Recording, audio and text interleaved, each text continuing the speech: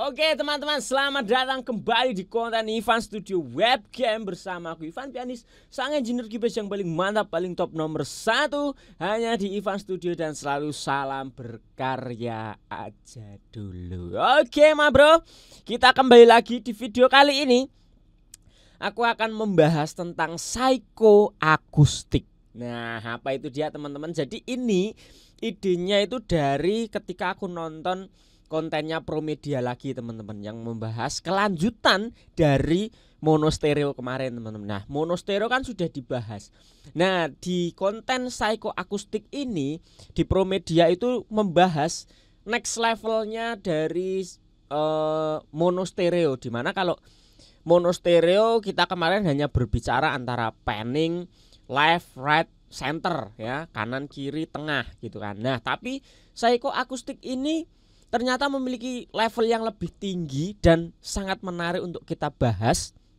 Jadi langsung saja, tidak usah lama-lama, kita ke projectnya. Boom. Nah, di sini aku sudah menyediakan satu sampel lagu yang aku kerjakan dengan temanku beberapa waktu lalu teman-teman. Nah, buat teman-teman yang mau dengerin lagu ini juga sudah rilis di YouTube-nya Bayuga. Nah, di sana juga sudah ada sesuatu pesan yang harus kalian dengarkan teman-teman, karena lagu ini kita buat berjudul Nada Manusia. Nah, lagu ini ada pesan sesuatu yang penting buat kalian semuanya. Jadi kalian juga harus dengerin karya ini di channelnya Bayuga, nanti tak taruh di link deskripsi ya teman-teman. Gitu. Nah, lanjut teman-teman. Psychoakustik itu adalah sebuah ilmu atau apa ya, seperti psikologi lah kayak gitu ya. Kalau psikologi kan ilmu atau sains yang mempelajari tentang kejiwaan manusia, psikologi manusia gitu. Tapi kalau psychoakustik itu berarti ya googling aja, dia tuh seperti studi atau ilmu yang mempelajari tentang bagaimana perspektif manusia dalam mendengarkan sebuah sumber suara.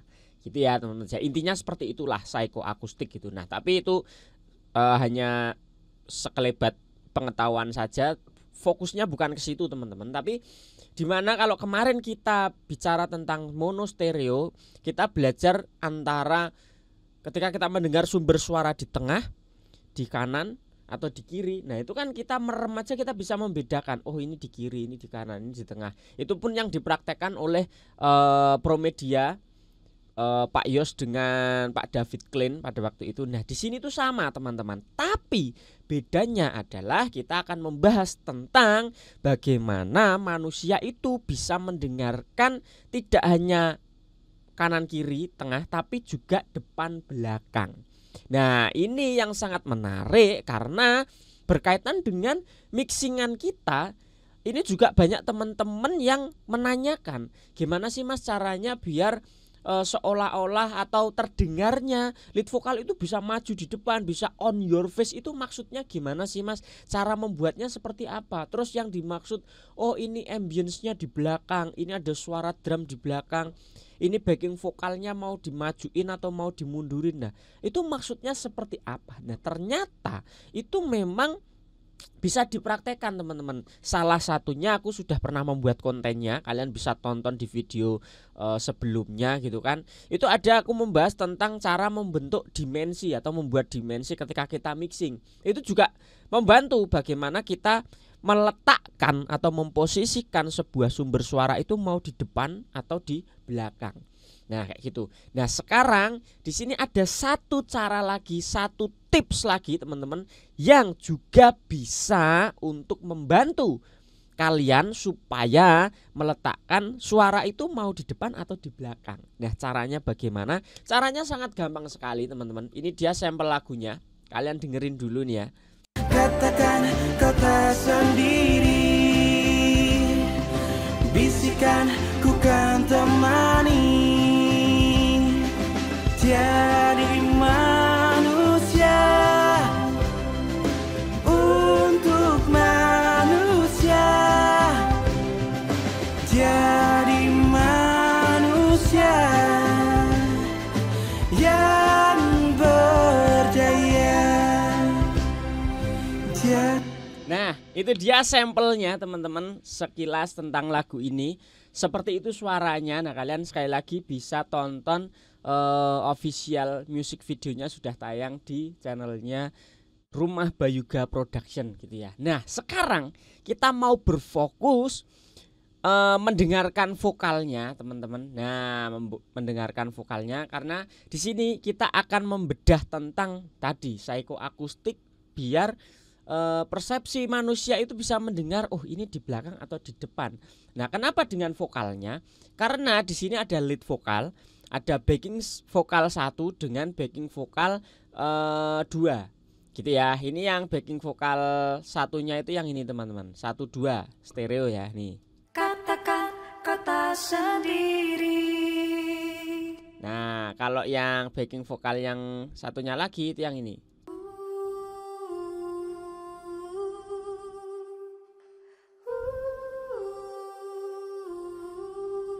Nah, itu kalau digabung dua-duanya semuanya menjadi seperti ini. Jadi manusia untuk manusia. Nah, di sini teman-teman, aku itu membuat supaya bagaimana lead vokalnya itu terasa di depan, tapi backing vokalnya ini semakin ke belakang, gitu. Nih, ini lead vokalnya di depan semua teman-teman. Jadi manusia untuk manusia. Jadi bener-bener on your face si lead vokalnya ini. Nah, caranya bagaimana itu sudah banyak aku bahas untuk membuat atau memixing lead vokal supaya on your face, supaya dia menonjol, supaya dominan. Bagaimana itu gampang teman-teman. Nah, tapi ketika backing vokalnya kita nyalakan, backing vokalnya ini tuh bener ada di LR. Kita ngomongin stereo kemarin LR ya. Jadi backing vokalnya sudah berada di LR, kita sudah panning. Tapi yang menarik adalah backing vokal ini seolah-olah atau terdengarnya itu ada di belakang lead vokalnya. Kalau kita membayangkan di atas panggung, itu tuh kelihatan, oh kita menonton vokalis utamanya itu ada di depan.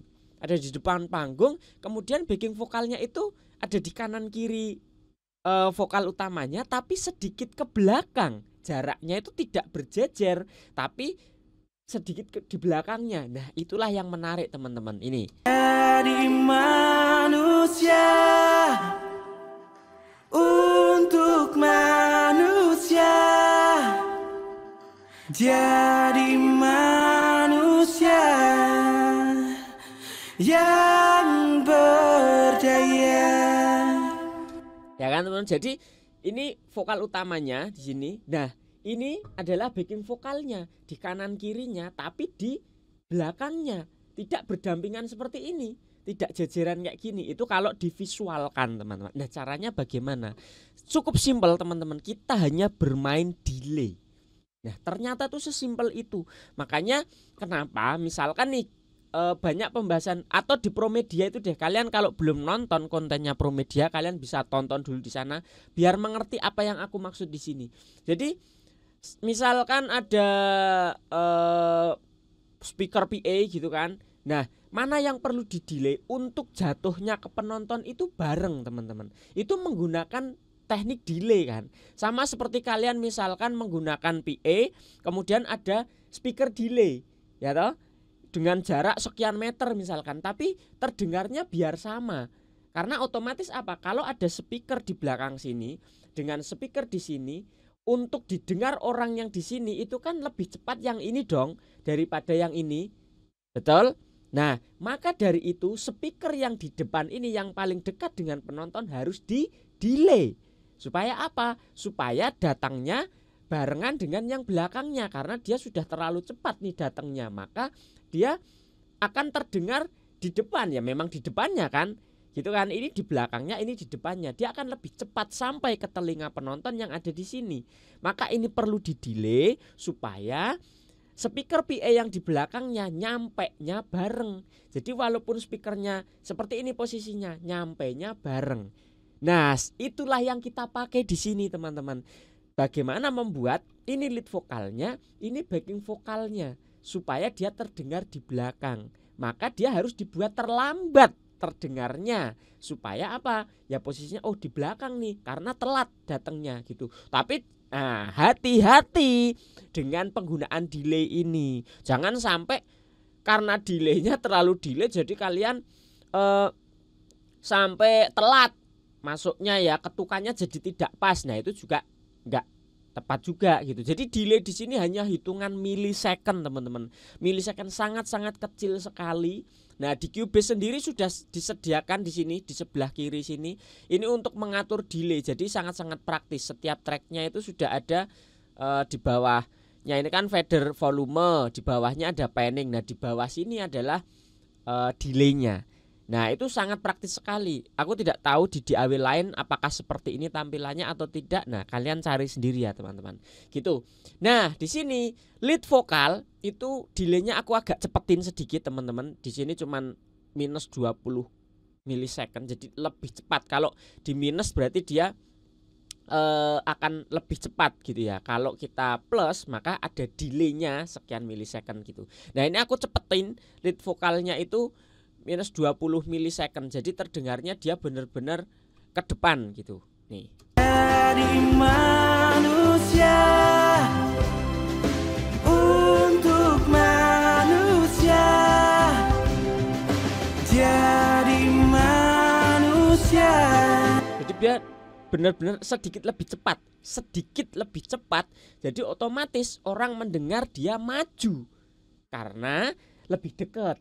Gitu kan, lebih cepat terdengarnya. Berarti dia di depan banget atau deket banget. Nah untuk backing vokalnya di sini aku delay nih. Yang pertama 30 milisecond. Semuanya kanan kiri ini 30 milisecond. Jadi dia sedikit terlambat 30 milisecond daripada si lead vokalnya tadi. Kalau di solo nggak kedengeran perbedaannya karena kan ya dia bareng nih dua backing vokal ini bareng. Tapi kalau dengan lead vokalnya dia baru terasa. Jadi manusia untuk manusia. Jadi lead vokalnya itu lebih dulu nyampe di telinga kita, baru si backing vokalnya yang bunyi. Dengan jeda 30 milisecond tadi. Jadi sedikit banget, tipis banget teman-teman. Jadi si vokal utamanya sudah terdengar, baru backing vokalnya kedengeran. Jadi ya bener-bener tipis tapi kerasa di belakang. Jadi manusia. Ini kalau misalkan backing vokalnya tak bikin dia tidak delay. Nah tidak delay nih. Lead vokalnya juga kita bikin tidak delay deh. Jadi manusia. Nah, jadi dia sejajar kalau ini. Karena apa? Bener-bener bareng, nyampe nya ke telinga kita itu bareng. Jadi manusia untuk manusia. Nah itu bareng, itu komparasinya seperti itu teman-teman. Kalau kita tadi telatin sedikit si backing vokalnya 30 milisecond, dia otomatis mundur. Apalagi tadi lead vokalnya juga agak tak cepetin 20 milisecond 0,20 milisecond. Jadi manusia untuk manusia. Nah, jadi kelihatan. Nah, untuk backing vokal yang ini, nah itu mundur lagi teman-teman yang ini. Nah, karena dia sebagai kayaknya itu seolah-olah itu ada choir lagi di belakangnya. Nah, itu tak bikin agak besar di sini 60 milisecond delaynya. Kalau kita sejajarkan dengan lead, backing vokal yang pertama, itu dia ada di belakangnya lagi. Jadi manusia untuk manusia. Ya, kerasa ya teman-teman. Jadi antara backing vokal yang berlirik tadi dengan yang itu pun ada jaraknya, ada depan belakangnya. Apalagi kalau ditambah lead vokalnya. Jadi ada 3 layer. Lead vokal paling depan, backing vokal di belakangnya, paling belakang lagi ada si huhunya tadi. Nah, Jadi manusia untuk manusia. nah itu ya teman-teman. Jadi Sebegitu simpelnya untuk kita membuat track ini menjadi depan belakang. Ini berlaku untuk instrumen apapun, tidak hanya vokal, tidak hanya backing vokal, teman-teman. Kalian kalau mau membuat gitarnya distorsinya supaya terdengar di belakang dengan cara seperti ini, gitu ya. Kalian pakai delay. Kalau mau lebih cepat ya berarti delaynya dicepetin lagi atau dikurangi gitu supaya dia lebih duluan nyampenya di telinga manusia. Drumnya mau di depan berarti jangan di delay. Kalau kalian kasih delay berarti drumnya mundur kan gitu. Nah, kalau kita dengerin semuanya menjadi seperti ini, teman-teman. Jadi manusia untuk manusia. Ini track lain pun aku berlakukan hal yang sama, teman-teman. Untuk string, gitar akustik yaitu sama, layeringnya seperti itu. Ada yang di delay, ada yang tidak. Mana yang mau aku taruh di belakang, mana yang mau aku taruh sedikit ke depan, mana yang aku mau taruh jauh di belakang, gitu kan. Seperti orkestrasinya supaya terdengar di belakang, atau mau orkestranya mau menonjol di depan, nah itu bisa, teman-teman, dengan teknik yang sangat simpel yaitu delay. Tapi hati-hati, teman-teman ya. Sebenarnya kan ada rumusnya, teman-teman. Kita mengukur jarak dengan kecepatan udara, dengan kecepatan suara dan lain sebagainya. Ribet sekali gitu. Kalau mau diukur secara akurat, secara rumus, itu ada, teman-teman. Itu adalah teknik atau ilmu fisika ya. Tapi di sini aku tidak menggunakan teknik-teknik seperti itu, teori-teori seperti itu malah mumet. Aku hanya menggunakan feeling aja. Ini enak, ini sudah di belakang dan lain sebagainya. Nah, kalian bisa mencoba, kalian bisa mengeksplorasi, kalian bisa eksperimen sendiri dengan teknik ini. Gitu aja, teman-teman. Jadi videonya cuman segitu aja. Semoga tidak membingungkan ya, teman-teman. Aku berusaha menjelaskan sesimpel mungkin dan memang kalian kayaknya harus nonton dulu videonya Promedia yang membahas tentang psychoakustik ini. Jadi biar tambah paham lagi, biar mudah untuk mencerna apa yang aku sampaikan di sini gitu, teman-teman. Jadi kita bisa mempraktekannya dengan enak. Gitu aja, teman-teman ya. Sampai di sini aja. Kalau ada pertanyaan tulis di kolom komentar. Salam audio dan jangan lupa untuk terus berkarya aja dulu. Bye bye, teman-teman. God bless you.